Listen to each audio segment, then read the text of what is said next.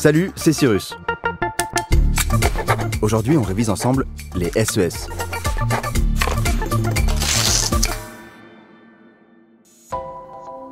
Flash météo à Nabac. Soleil radieux sur cette journée de révision du bac, avec un anti-trou de mémoire entraîné par des vents de l'ouest. Les maximales, au-dessus des normes saisonnières, tourneront autour de 20 sur 20 en sciences économiques et sociales, dont le sujet du jour sera « La politique climatique est-elle efficace ?» Bon, ok, t'es chaud? On est parti? Aujourd'hui, on va voir comment le gouvernement peut faire pour limiter l'impact qu'on a sur la planète, mais quels sont aussi les problèmes que ces outils posent. Partie 1. Les instruments de la politique climatique. Le but de la politique climatique, c'est de limiter les externalités négatives. Si tu ne sais pas ce que ça veut dire, en gros, quand on produit quelque chose, le résultat principal, c'est le produit. Mais il peut aussi en découler des genres d'effets secondaires négatifs, comme par exemple la pollution de l'air quand on part en vacances en avion. La réglementation par les pouvoirs publics, elle a donc pour but de limiter ces externalités négatives. Pour ça, déjà on peut réduire les activités qui créent des effets secondaires négatifs, comme établir des normes pour polluer moins, par exemple en mettant une limite d'émission de CO2 pour les voitures neuves. Il y a aussi la possibilité de mettre des normes à l'utilisation, genre les vignettes CRIT-R, qui classent les véhicules en fonction de ce qu'ils émettent en matière de gaz. Comme ça, on peut interdire la circulation des plus polluants pendant les pics de pollution. D'ailleurs, tu le sais peut-être pas, mais moi j'ai ma propre vignette CRIT-R. Et au vu de mes émissions de gaz, je suis classé comme extrêmement polluant. Je sais pas trop comment le prendre. En plus de la limitation au maximum de ces externalités négatives, la réglementation peut imposer des externalités positives, comme le recyclage de certains matériaux ou appareils en fin de vie. Et ouais, il n'y a pas que les Transformers qui peuvent se transformer. Les pouvoirs publics protègent aussi les biens communs naturels, comme certaines forêts qui sont bénéfiques au climat et dans lesquelles il est interdit de récupérer du bois. La deuxième option, un peu plus vénère, c'est de taxer. En gros, plus tu crées d'externalités négatives, plus tu paies. Et ces taxes-là, elles sont réinvesties ensuite dans la production d'externalités positives. Ça permet de maîtriser économiquement ces externalités.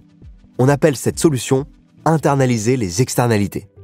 Et ouais, c'est balèze, ouais. Ce système de taxes et de subventions sert à réguler un marché, jugé myope, sur les questions d'externalité, parce qu'il ne prend pas en compte le fait que les biens les moins chers à produire, c'est souvent les plus polluants. Le fait de taxer les externalités négatives et de subventionner les positives permet de réguler le coût de fabrication et de le rendre le plus éthique possible. Par exemple, dans le marché de l'automobile, si tu achètes un véhicule électrique, tu peux avoir droit à une subvention. À l'inverse, les véhicules polluants, ils sont taxés. D'ailleurs, je pense que la Batmobile, elle rentrerait dans la seconde catégorie. Et je parle même pas d'Iron Man. Heureusement qu'il y a des héros qui se déplacent de manière écolo, genre Captain Marvel ou Flash. La grande problématique de la lutte climatique, c'est que le climat est un bien commun. Il n'est pas exclusif à qui que ce soit, donc pas possible de le facturer ou de savoir qui le consomme. Et c'est normal, on te demande pas de payer l'eau que t'as consommée quand t'as bu la tasse à la plage. Mais à plus grande échelle, c'est quand même un peu contraignant si quelqu'un s'accapare une forêt et l'exploite sans rien payer. C'est pour ça qu'il y a un marché de quotas d'émissions de CO2 qui a été mis en place par l'Union européenne. Ils ont fixé un plafond maximum de pollution et posé un droit de propriété sur chaque tonne de CO2 émise. Comme ça, tu ne payes pas ce que tu consommes. Tu payes par rapport aux externalités négatives que tu produis. Malin, non? Grâce à cette méthode, le climat passe de bien commun non régulé à un bien privé que le marché peut encadrer. Du coup, une entreprise qui souhaite produire, et donc créer des externalités négatives, doit maintenant utiliser ses quotas d'émissions de CO2 permises ou en acheter sur le marché. Sauf que tu te doutes bien, il y a quelques problèmes avec ces outils. Partie 2. Les limites des instruments de la politique climatique. Les réglementations liées à l'environnement sont vachement plus accessibles pour les grandes entreprises que pour les moins grosses. Du coup, ça dégrade la compétitivité des petites boîtes et ça pénalise la croissance et l'innovation. Qui dit réglementer, dit encadrer et contrôler. Et donc, il y a un coût à cette solution parce qu'il faut mettre en place des moyens humains qualifiés et des moyens matériels pour aller checker si tout est respecté. La réglementation peut aussi ne pas du tout être adaptée aux moyens de production d'une entreprise. Soit en étant trop stricte, et impossible à respecter, soit en étant trop permissive et inutile. On appelle ça une situation d'information imparfaite. Alors rien à voir avec les fake news ou les histoires de terre plate, c'est juste une réalité vachement plus complexe que ce qu'on peut encadrer en quelques lois spécifiques. Ce système de réglementation a un effet pervers, car il ne pousse pas à faire mieux, mais juste à respecter une norme fixée un peu de manière random, sans être sûr de l'efficacité. Pour continuer sur les possibilités réduites que ces instruments peuvent avoir, on se penche sur la taxation. Elle ne représentait finalement que 2,1% du PIB en 2008, et ce n'est pas assez. Surtout qu'elle n'empêche pas réellement la pollution.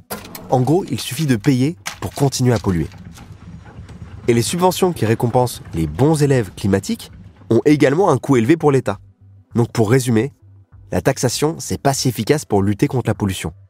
Ça ne rapporte pas beaucoup, et en plus, les subventions données coûtent de l'argent. C'est carrément pas un bon plan en fait. En plus, il y a des effets rebonds qui peuvent survenir. Alors je te vois venir, range ton ballon, ça n'a rien à voir avec le basket. En gros, les effets rebonds, c'est des effets secondaires à une réglementation qui vont aggraver la situation. Par exemple, rendre les voitures électriques moins chères pour limiter la pollution, ça implique une hausse de la consommation de ces véhicules, et donc une hausse de la production, et puis forcément une hausse de la pollution. Et en dernier point, le marché des quotas en Europe dont je t'ai parlé. Il est lui aussi assez limité. Parce que les quotas ne s'appliquent que sur les émissions de CO2 et rien d'autre. Et en plus, ce n'est que pour les grandes entreprises. Et il n'y en a que 1500 en France. Actuellement, les quotas de ces quelques boîtes-là sont beaucoup trop élevés et ne coûtent rien. Donc au final, ça ne change quasiment rien sur leur comportement polluant.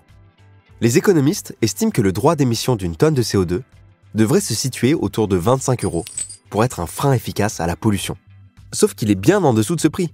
Par exemple, en 2009, il était de 13,10 € et son coût le plus élevé n'a été que de 22 € en 2008. Certaines entreprises vont même jusqu'à délocaliser leur production sur des territoires qui n'ont pas de politique de régulation environnementale pour contourner les règles appliquées en Europe. Donc pour l'efficacité, on repassera. Conclusion, c'est vraiment pas simple d'essayer de lier l'écologie et l'économie. Réglementation, taxation et marché des quotas, ok. Mais ces instruments ont tous leurs limites. Surtout qu'on ne peut pas appliquer ces règles-là dans le monde entier et de la même manière. Bon, si j'essaie de résumer quand même. Dans la première partie, on a vu que la politique environnementale peut utiliser la réglementation, la taxation et le marché des quotas pour limiter l'impact de la production sur l'environnement. Mais dans la seconde partie, t'as compris que toutes ces méthodes ont leurs limites d'application et doivent être utilisées de manière complémentaire et adaptées à chaque cas pour être réellement utiles. C'est tout pour nous aujourd'hui, normalement t'es au point sur le sujet. Moi je te laisse, je vais tout de suite contacter Bruce Wayne pour qu'on voit ces histoires de pollution ensemble. Parce qu'à tout moment, il m'aide à trouver THE solution. Genre une sorte de batte anti-pollution. Ça, ce serait trop stylé. D'ici là, retrouve tout ce qu'il te faut pour réviser et réussir ton bac sur anabac.com. À la prochaine, ciao.